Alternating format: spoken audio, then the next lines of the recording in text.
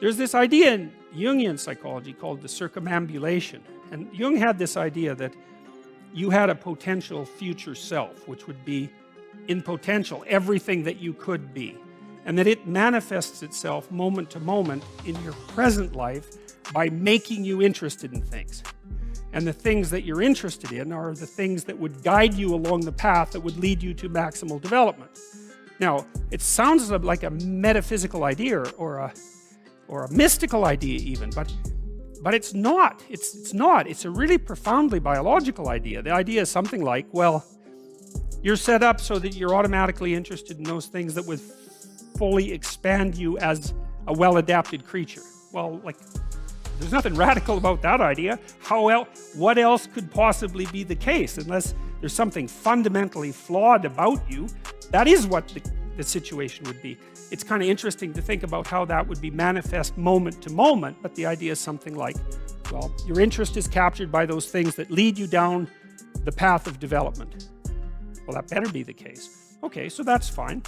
And so there's some utility in pursuing those things that you're interested in. That's the call to adventure, let's say. So, and the call to adventure takes you all sorts of places. Now, the problem with the call to adventure is, like, what the hell do you know? You might be interested in things that are kind of warped and bent.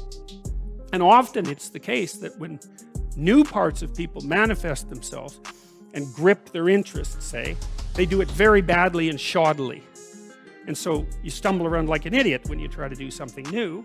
That's why the fool is the precursor to the savior from the symbolic perspectives, because you have to be a fool before you can be a master. And if you're not willing to be a fool, then you can't be a master. So you're gonna, it's an error-ridden process. And that's also laid out in the Old Testament stories, because the first thing that happens to all these patriarchal figures when God kicks them out of their father's house when they're like 84 is that they run into all sorts of trouble, and some of it's social and some of it's natural and some of it's a consequence of their own moral inadequacy.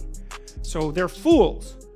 But the thing that's so interesting is that despite the fact that they're fools, they're still supposed to go on the adventure, and that they're capable of learning enough as a consequence of moving forward on the adventure so that they straighten themselves out across time.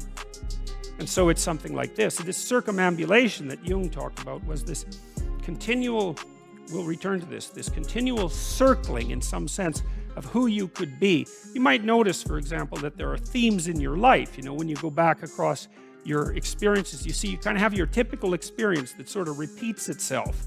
And there might be variation on it, like a musical theme, but it's like you're circling yourself and getting closer to yourself as you move across time. That's the circumambulation.